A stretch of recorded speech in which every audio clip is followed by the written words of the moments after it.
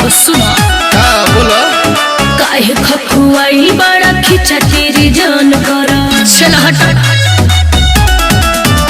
अरे एक इशारा पर गोली लगातार चल एक इशारा पर गोली लगातार चली का बुझल तो सुन केहू के न दहल गली मियाँ जी के रात चली मियाँ जी के रात चली मियाँ जी के रात चली ओके चाहे कोनो गली मियाँ जी के रात चली मियाँ जी के रात चली मियाँ जी के रात चली का बुझाइल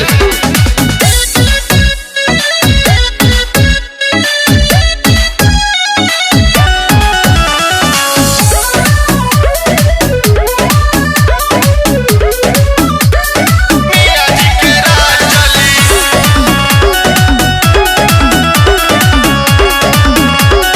मियाँ जी के रात चली चढ़ी के ऊपर रंगदारी न कर हमके तू अपन कोरा में न धर अरे दूर रहो कमर से निकाल ले हबरे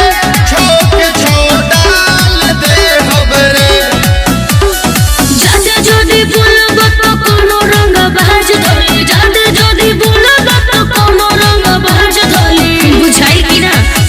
केहू के न दहल गली मियाँ जी के रात चली मियाँ जी के रात चली मियाँ जी के रात चली ओके चाहे कोनो गली मियाँ जी के रात चली मियाँ जी के रात चली मियाँ जी के रात चली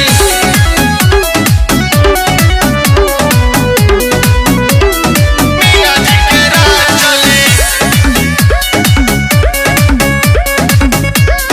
मियाँ जी के रात चली रीति से रख दो बना के रख दूरी लागत है आज तोरा इच्छा न पूरी का बुझला है बाबू कभी किया रोमांस करी हो तोरा संगे डांस करी हो